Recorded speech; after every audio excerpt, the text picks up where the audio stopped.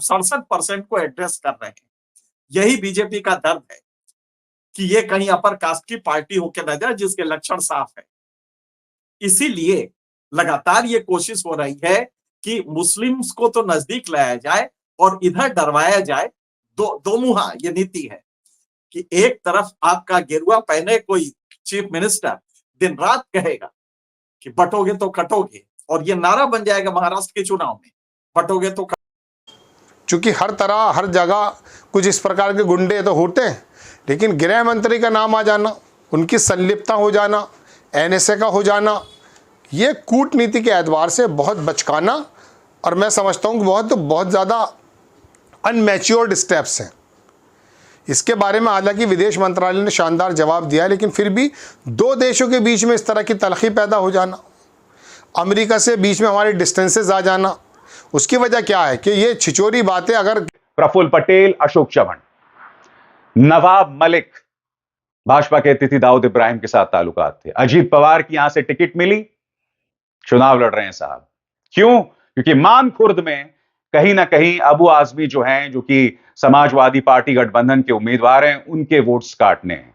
अणुशक्ति नगर में उनकी बेटी उतरी हैं, जाहिर सी बात है वहां पर नुकसान पहुंचाना है इंडिया गठबंधन के उम्मीदवार फहद को है।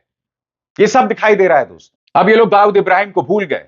प्रफुल्ल पटेल बहुत ही सहजता से, बहुत ही कंफर्टेबली भारतीय जनता पार्टी की गोद में बैठे हुए हैं। अब इनको इकबाल मिर्ची बिल्कुल नहीं दिखाई दे रहा है। अशोक चव्हाण तो अब भाजपा में शामिल हो गए हैं। अब इन्हें सैनिकों का अपमान बिल्कुल भी नहीं दिखाई दे रहा है। मुझे दिखाई दे रहा है कि आपको दिखाई दे रहा है कि नहीं? बार बार ये लोग इसी तरह की हरकतें करते हैं दोस्तों, लगातार करते हैं। और एक सवाल नवाब मलिक से भी। नवाब मलिक बहुत बड़े बड़े दावे किया करते थे। उन्होंने भारतीय जनता पार्टी की पोल खोल भी की। लगातार चाहूंगा दोस्तों, आजकल लॉरेंस बिश्नोई के नाम पर लगातार इस तरह की खबरें आ रही हैं कि धमकाया जा रहा है। मसलन ये यूट्यूबर आपको याद है, अभिनव अरोड़ा, मुझको कोई फर्क नहीं पड़ता, राधे राधे, ये बोलते रहते हैं। अब इनकी माताजी ये दावा कर रही हैं कि पिछले कुछ दिनों से इन्हें लगातार धमकियां आ रही हैं और इनकी माताजी ने यह भी दावा किया है कि लॉरेंस बिश्नोई ने इन्हें धमकाया है। अब मैं समझ नहीं पा रहा हूं कि लॉरेंस बिश्नोई इन्हें क्यों धमकाएंगे, मगर इनकी माताजी ने ऐसा दावा किया है। यह मामला हर गुजरते लम्हे के साथ बहुत चिंताजनक हो रहा है।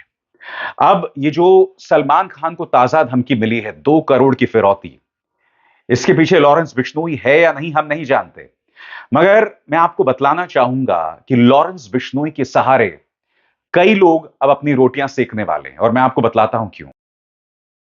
आपको लगता क्या है कि हवा किसकी है? पब्लिक का मूड क्या है? What is the public mood? वो आपने क्या सेंस किया? ये मैं टाइगर से पूछूंगा, और यही सवाल मैं उमाकांत लखेड़ा से भी पूछने जा रहा हूँ कि महाराष्ट्र में होने क्या जा रहा है, हवा का रुख किस तरफ है। पहला सवाल मेरा टाइगर से है। टाइगर, ये बताइए, झगड़े तो बहुत सुन रहे हैं कि साहब झगड़े हैं, तलवारें खिंची हैं, एक नाथ शिंदे तिरछे हैं तो फडणवीस तिरछे हैं, तो किसी के पीछे आरएसएस खड़ा है, किसी के पीछे किसी का पैसा खड़ा है। मुझे ये बताइए कि ये झगड़ा है क्या? ये शिंदे और फडणवीस का ये झगड़ा, बुनियादी झगड़ा क्या है साहब? ये चाहते क्या है दोनों? देखिए, सवाल ये है कि यदि एकनाथ शिंदे मुख्यमंत्री बने हैं और उनके नेतृत्व में चुनाव हो रहे हैं, तो वो फिर से मुख्यमंत्री बनना चाहते हैं। फिर से संघ चाहता है कि संघ चाहता है कि भाजपा का मुख्यमंत्री। तो जी हाँ दोस्तों, आपका स्वागत करते हैं फिर से अपने आपके चैनल में गोदी एक्सपोज मीडिया में। यहाँ पे गोदी मीडिया एक्सपोज होती है दोस्तों। तो बात कर लेते हैं दोस्तों, आपको जो यूपी में क्या हुआ दोस्तों। यूपी में एक लड़का पुलिस हिरासत में मारा गया। तो जी हाँ दोस्तों, आपने इसी सुना कि पुलिस हिरासत में एक लड़का जो है दोस्तों मारा गया। तो ये हत्या कैसे हो रही है दोस्तों? पुलिस हिरासत में कैसे कोई मर रहा है दोस्तों? पूर्व सीएम अखिलेश यादव ने इसे टॉर्चर गृह कहा है, जो जहाँ बेकसूरों को मारा जा रहा है। या हिटलर दोस्तों, आपको हिटलर का पता है कि उसका एक अलग सा कार्रवाई रूम होता था जहाँ पे वो यहूदियों को मारता था।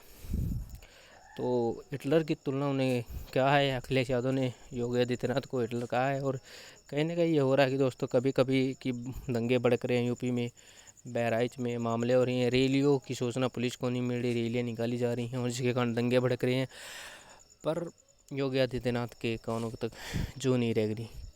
दूसरी बात दोस्तों, इस सरकार में भुखमरी, इतनी भुखमरी है सरकार में जिसकी कोई हद नहीं है दोस्तों। डॉलर ऊपर जा रहा है, रुपया चिल्लर कुछ पता नहीं। फाइनेंस मिनिस्टर को कुछ आता नहीं और वो अलग ही फाइनेंस मिनिस्टर है, उनको कुछ नहीं बोलेगा क्योंकि उसे कुछ पता है नहीं दोस्तों। और जो अपने चला हुए 500 और 2000 के नोट नहीं चला सकते, वो देश के चलाएंगे। तो ये सच बात है दोस्तों। कांग्रेस की सरकार थी, जो नोट चला रहे थे वो चल रहे थे, और ये ना आते तो भी ये नोट 2000 और 500 के चलते दोस्तों।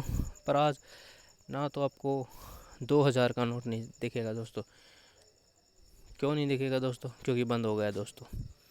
जो अपने 2000 का नोट नहीं चला सकते इस कंट्री में, वो देश क्या चला रही दोस्तों। हालांकि कांग्रेस की सरकार थी, 134 के तहत गरीब बच्चे पढ़ रहे थे, उन्होंने ये भी बंद कर दी दोस्तों। तो कहीं ना कहीं कांग्रेस गरीब के साथ खड़ी थी, मजदूर वर्ग सबके साथ खड़ी थी।